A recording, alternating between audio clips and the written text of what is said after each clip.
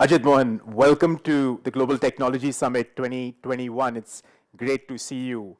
My first question is predictably on Meta. Now, Mark Zuckerberg argues that the name change from Facebook to Meta signifies the change from a social media company to the metaverse. But what exactly does that mean, Ajit? Rudra, great seeing you and great being here.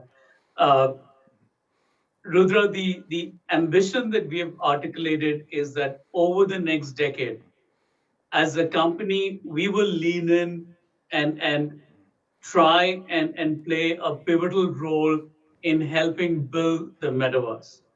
And we see the metaverse as a more immersive, embodied form of the internet. In many ways, we see this as the evolution of the internet.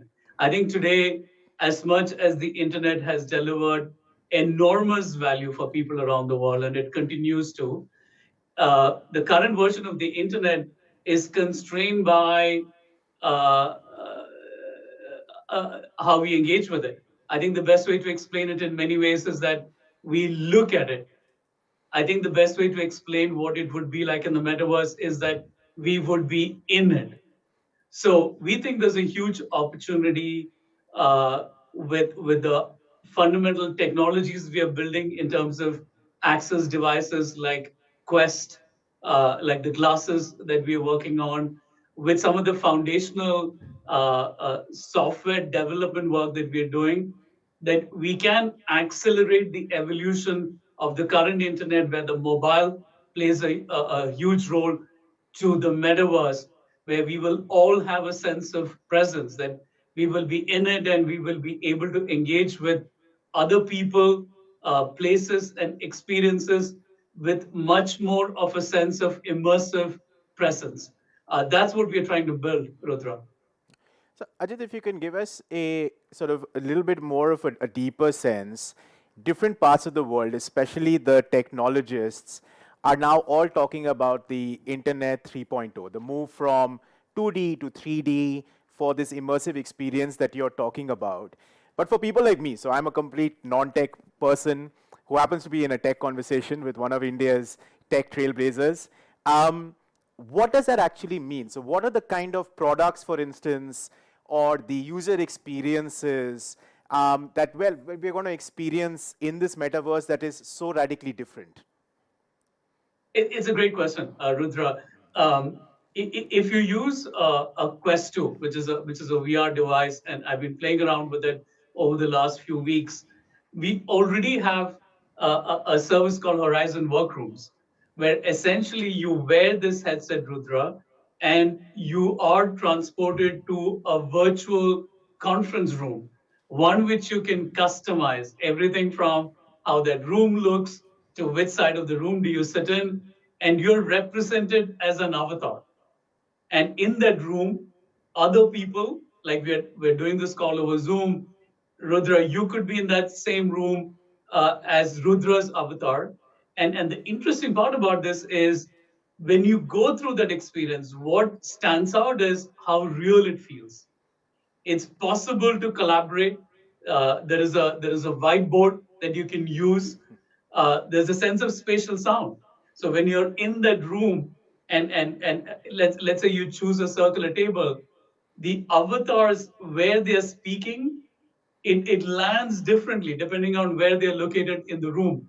So I think it's just a very early example, and this is not a conception of what it could look like. This is a live experience that you and I can experience today using the Quest device. Um, Equally, I think a few days ago we rolled out Horizon Worlds, which is a beta to everyone with an Oculus in the US. Um, think about it from a use case like education, Rudra. We all know that the most powerful way of learning is to actually be immersed in it, right? Whether if you want to learn about space, there could not be an experience better than transporting you into a virtual world that feels like you're fully in space. So I think the minute you think about it as there is an enabling device like a headset. Today, that's a headset. Tomorrow, it could just be, the glasses that I'm wearing.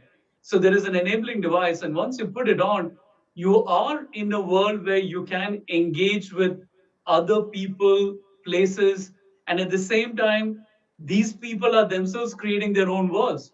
No different from what we have done in the physical world with cities, right? I mean, you and I could be creating our own version of spaces driven by our imagination, and there could be other people in the metaverse coming to visit it. So, I think it sounds like it's complex, and yet, in many ways, if you look back at the beginnings of this version of the internet, going back to the mid 90s, I think a lot of what we easily experience today, at that time, 20, 25 years ago, when all of this was being described, it did feel like it was all going to be magical, right? The idea of being able to watch entertainment on your mobile screen, or that you could actually use your mobile to make payments to people around the world. I think everything that we have built on the internet, the experiences, the idea of people connecting with each other, I think all of it, the experience can be enhanced and accentuated if you think of it as it's you're going to be in it, that it's immersive, but it still allows you to do the connections and interaction with spaces and companies and communities the way that we do on today's version of the internet. So in 2 to 3 years from now, when we host the eighth and ninth edition of the Global Tech Summit, right now there are 5 cameras, there are 50 technicians, there are about 40 laptops in the setup that we have right here on the back end. We could all just be walking around with an Oculus or a VR machine and we are immersed. But Jadit, if I ask you a sort of a more parochial question, sort of an everyday question, I mean, the internet is fabulous. What it's done for this universe is undoubtable. But do you sometimes worry as an individual or a human being, if I say, is that the more we get immersed digitally into these universes, the more we wear an Oculus. I'll give you an example. The other day I was on a VR set and it had David Attenborough's kind of narrative around a jungle. It was fantastic. I was walking with elephants, I was walking through grass, but none of that kind of takes away from a jungle, from listening to the noise of the birds or the rustle of the trees, for instance. I was just wondering, and this is more of a philosophical question for someone like you, are you afraid that the more meta we get, that the more we take away from a kind of humanism and even humanity? How do you reconcile that tension? I think it's a great question, Rudra. And in some ways, we are not substituting the physical world, right? I think in many ways, uh, we will be picking off from the physical world, will be inspired by it. And this space will exist in parallel to everything we experience today in the physical world, the connections between people and communities. I think that's what has allowed the internet to be fueled, and that will allow the metaverse to be fueled as well. My sense is this is coexistence, this is continued evolution of technology. I think, Rudra, we are both probably old enough to understand or remember that there were a lot of concerns about the internet, today's internet, in the mid 90s. That, uh, hey, look, what does it mean that everything goes online? And yet, if you look at the last 25 years, I think we have to look back and say fundamentally the internet has changed the world for good. It has allowed people and communities to be included in a way that was not easy earlier. It has allowed costs to come down and new products and services to be available for large numbers of people around the world. And it has allowed all of us to experience things that we may otherwise may not have been able to, or may have been limited to only a very few set of people on the planet. So I do think this is a continuation of that. I think, um, uh, as always, whenever there are new technologies that are introduced, I do think we have to be intentional and conscious about amplifying the good and finding ways to limit the harm. And hopefully everything that we have learned from the last 25 years, I think we are now able to intentionally design those into how we think about and build for the metaverse over the next decade. So, Ajit, just on the question, I'm going to come back to the harms bit, in a little while. But just a question of economic productivity. As you say, the internet, it democratized economics in many different ways. You had, small towns engaged with big buyers from different parts of the world. And it has, I mean, the advantages are innumerable. The 3D internet, the metaverse, for instance, and I'm guessing the many other companies that come up with their own versions, are you expecting a kind of a quantum jump in economic productivity between what happened in the, say, 2D period and what will be available in the 3D period? Absolutely. And again, I think with the caveat that, Rudra, this is still early, right? I think we're conceptualizing what's going to happen. And by the way, I think we have full recognition as a company that we're going to be one of many companies and many institutions that will play a role in building the metaverse. We don't see this as, no one company built the internet and no one company is going to build the metaverse.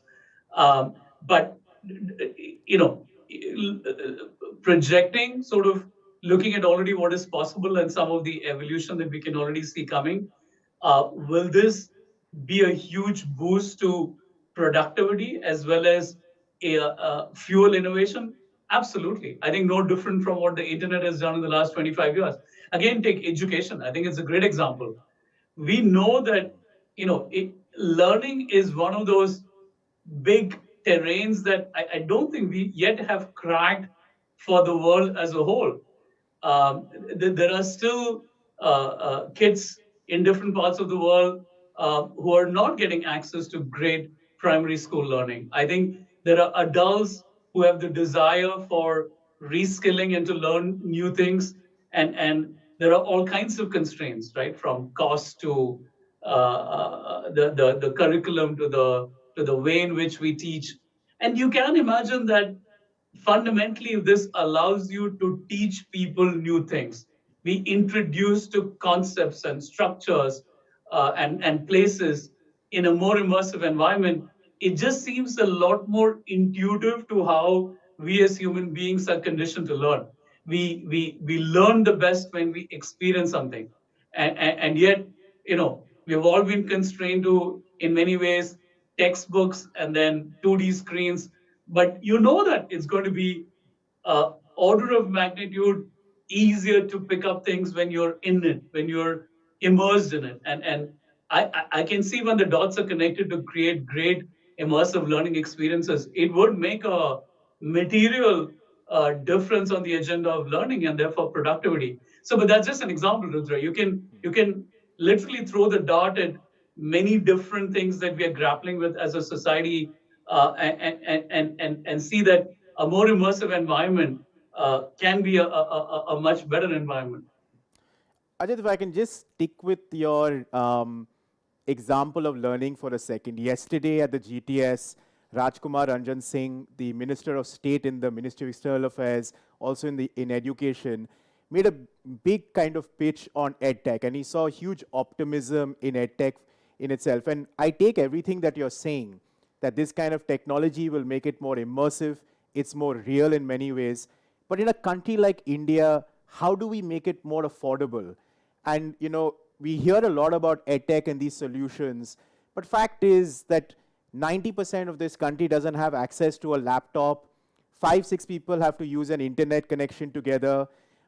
You, me, and many of us, I'm guessing, have helped people in this time of pandemic when they've had to come out of a classroom. So how do we make these changes, the internet 3D, more broadly, more inclusive, more affordable, and really get that connection going?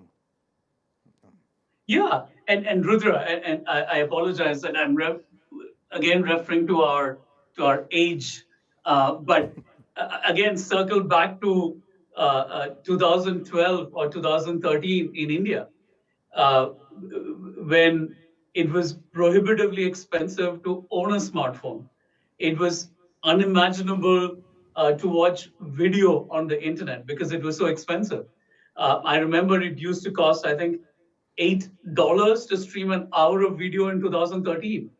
Look at how much has changed in just 8 years. Today, you can get access to a very high quality smartphone for 2000 or 3000 rupees. Uh, Data, it's the cheapest in the world. And by the way, smartphones will get even cheaper as they get better. And we know that because we have well north of 700 million people online, a lot of them young folks, students, some of whose learning are happening on that mobile phone. It has already expanded access to high quality education in India just in the last 5 or 6 years. So I absolutely agree with you that um, uh, in building any solution, I think for it to be applicable to hundreds of millions of people, you will have to make sure that it's affordable. But what we have already learned in the evolution of the smartphone, and I think it'll happen in terms of the evolution of the headsets or other devices that provide the interface to the metaverse, is prices will come down pretty quickly as more and more people embrace it and as companies drive innovation in it. So I'm deeply hopeful. I don't, and as a country, I think we, you know, we are now leading the world in many areas in the scale of people who have access to the internet. And we know that it has changed lives, including the lives of students. The second part to it, Rudra, is the opportunity for India is also the opportunity to shape the metaverse. And the CEO of the company, Mark himself, uh, uh, articulated this just a few hours ago at an event that we had, Fuel for India. And he made the point that I deeply believe in, which is that when you look at the last version of the internet and circle back to the mid 90s or the late 90s, as a country, we were in a very different place. Um, in terms of the conversation we had, the number of people online, the number of people with access to smartphones, the tech engineering capacity in the country, the nature of the startup ecosystem, all of that has changed dramatically. uh, and so much of it has changed in the last 18 months. We have a thriving digital ecosystem. We are pioneering innovation like UPI payments rail, which is a first for the world. We have a class of entrepreneurs, right? We have now the second or third generation of entrepreneurs in this wave who have been tested by both enormous success and enormous failure. Capital is flowing into the country, and the tech base looks dramatically different from 20 years ago. So I do think the question for India is also, how do we, in a way that we did not influence the shape of the earlier version of the internet, how do we make sure that we are playing a material role in contributing to the shape of what the metaverse becomes, through our ideas, through our entrepreneurial energy, through our developers. Um, uh, and I think that opportunity to influence the outcome of what the metaverse will become globally is as much an opportunity as it is in terms of how many of these products and services will fundamentally expand opportunities for people inside the country as well. So, Ajit, along with, say, material advancement and growth and technological advancement, there is obviously the question of, can society keep up with the technology, and can technology be in sync with what society considers to be acceptable or not? Which brings me to the question of the tricky business of, say, content moderation. Now, Facebook has been under fire in different jurisdictions, in India for sure, on its own procedures when it comes to content moderation. And I was just wondering is, how is the metaverse, or how is Meta going to respond to? Are you going to do something new in India when it comes to responding to not only the criticism but also the law? Yeah, I think three parts to it, Rudra. One, I think the point that you mentioned about people keeping pace with technology, I do have to call out that because we are a young country, I do think it provides us a fundamental competitive advantage that we have a young population that can embrace change and adopt technologies probably more than any other society in the world. I think that's our strength. I think to the second part of the question in terms of the continued scrutiny on us as a company with a particular focus on content moderation. Um, a few reactions to that, Rudra. One, I absolutely think there should be scrutiny on us. We are a consequential platform both in India and around the world. I think when you have a company that owns Facebook and Instagram and WhatsApp, we have a lot of pride that these are platforms that add a lot of value for consumers and businesses every day, and nowhere more so true than in India. And yet, I think that also means that a lot of what is happening in the world, we have more than 3.5 billion people on our platform every month. It is inconceivable that we won't reflect both the good and the bad of what happens in the world. And I think we just need to make sure that, because the enormous amount of energy on the platform, and the way it is used by people on the platform are to drive good, that we do as much as we can to limit harm. And I do think that as a company, Rudra, we've really leaned in. Since 2016, we have spent $13 billion on the agenda of safety and security. Just $5 billion in this year alone. We have more than 40,000 people, most of whom have been hired in the last 5 years to enable the agenda of safety and security. So the intent is there, our incentives are aligned to do the right thing. I do think, Rudra, the question that a lot of astute observers like you should be asking is, where are you relative to other tech companies as well?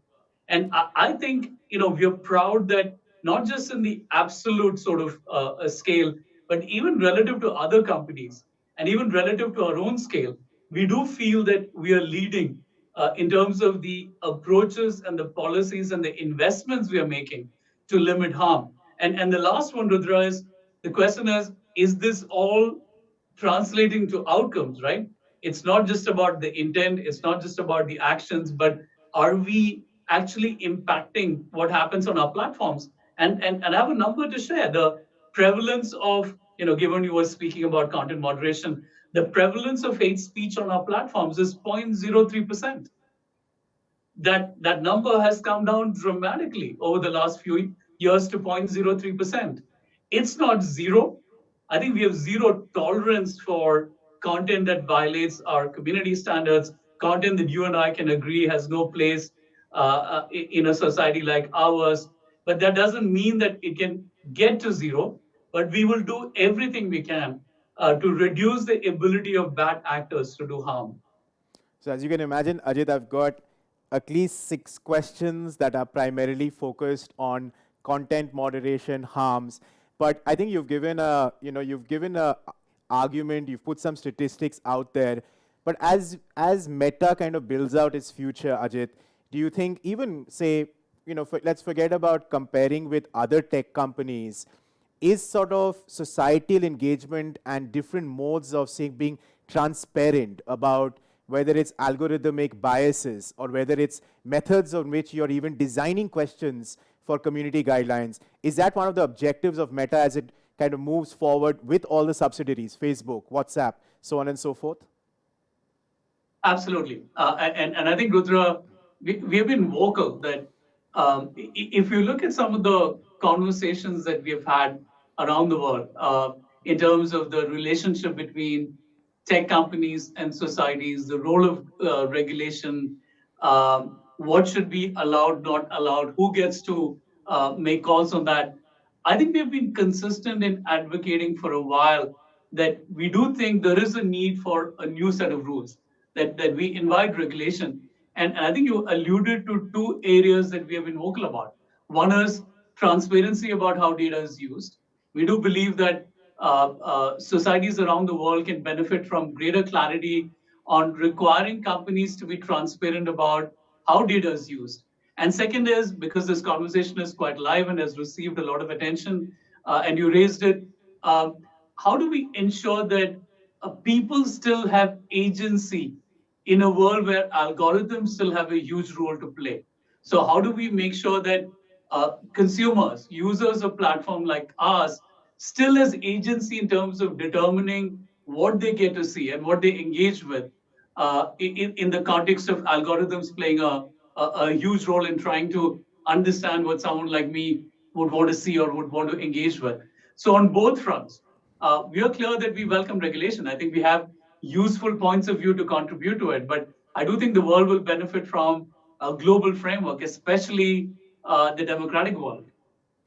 So, Ajim, I'm going to zoom out of Meta for a second and focus a little bit more on you as someone who's been deeply invested in the Indian economy for well over a decade.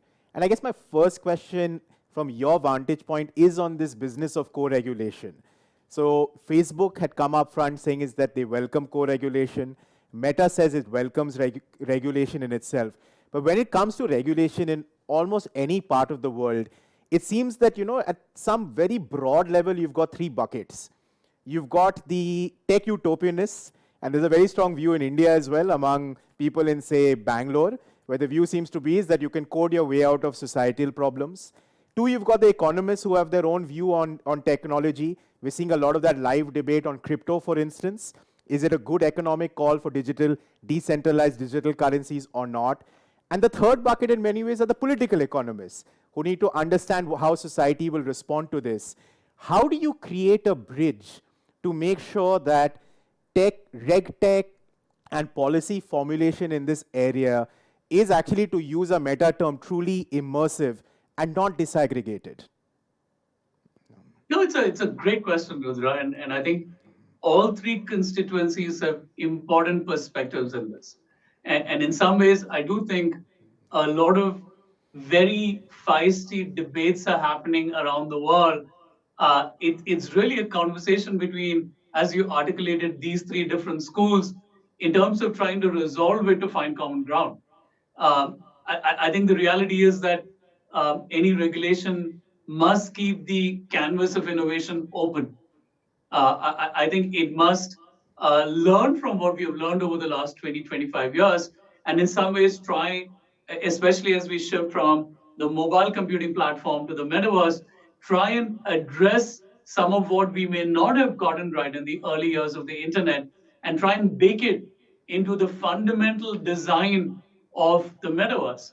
And the third is that, I do think we need rules. And we know, we can literally go down sort of three or four or five big areas where the conversation has been on for a while. The debate has been on for a while between these three constituencies. But in some ways, I think it's probably time for democracies around the world to try and now start saying, okay, we know the tensions in this, but with what we have learned, with some of the clarity about, what are the guidelines on transparency on data or retaining the agency of users, as well as recognizing that technology is changing so fast and we don't want to put constraints too early and yet not see that, to the phrase that you use, not assume that you can code your way out of any real world complex issue. I think if all of us are willing to accept that the answers lie somewhere in between, that none of these three extremes captures the full complexity, and that if we are able to resolve some of these tensions, we can focus on the task of driving innovation, driving prosperity, and making change happen for people in India and around the world. So, Ajit, you brought up sort of data and different architectures. And we've got a number of questions about multilateralism and the future of technology. But the question I have for you, and I remember having this conversation last year at the Fuel India's Economy conference with Nick Clegg. And he was very bullish. He's, of course, was with Facebook then, I guess now with Meta, very bullish about the need to multilateralize data, to think about common architectures, to feed off each other's privacy architectures in different jurisdictions. But it seems to us, and that's a big theme of the Global Tech Summit, is, global meets local, is that there is a severe tension between the local, the sovereign, and transnational norms. From your vantage point, how do you see this? Are we going to see a world of greater multilateralism or greater fragmentation when it comes to technology? I hope greater multilateralism, Rudra, and let me make the case for it, right? And I think even be specific in terms of what that multilateralism could look like. I think one, if you're fundamentally looking at an architecture like the internet, it does mean that the assumption is that we are going to be connected to each other that cross territorial boundaries, right? That cross sovereign boundaries. And we have benefited from that. I think we have benefited from people and businesses being connected to each other. And I think one of the countries that has really benefited from it is India. So there is one that is, the nature of what we are solving for, that technology crosses borders, crosses boundaries, and the nature of what we have built in the internet and what we will build in the metaverse is fundamental connections between people and communities. I think the second part of it is it's important to call out is I do think the instincts of democracies would be different from non-democracies. And I think we benefit from being in a country with an established democratic ethos that is committed to democracy. And I think, and therefore, how we think about resolving trade-offs, resolving tension between free expression and security, we all would have a bias towards maintaining democratic norms. And that is true for many other countries around the world. So that's the second variable in my mind, which is fundamentally, how do you make sure that it is influenced by democratic instincts? And the third one is, I think, the point that you meant, that I don't think we should assume that there is one answer for all of the world. I look at it the other way. I think if we can bring an interoperable answer, where it does not have to be exactly the same, but it is interoperable, it is based on shared principles, but the rendition of it may have local variations. It doubles up on the idea that people being connected is good for the world. It doubles up on the idea that democracies will win the long game. Then you look at this and say, hey, India has a particular role to play, North America has a particular role to play, and Europe has a particular role to play. And if we can get an alliance of democracies to drive what these rules should be that balances this, I think to the theme of your session, I think that's where global meets local can really come alive in the best version of it. Ajit, Mohan, thank you so much. I think that operative term that you have used, which will stay with me, is instinct. Is as long as we can build architectures with the instinct for democracy, instinct for humanism, instinct for humanity, hopefully that balance between the global and the local will in itself sort itself out. But Ajit, Mohan, thank you so much for being with us at GTS 2021. Great being here, Rudra. Thank you for the conversation.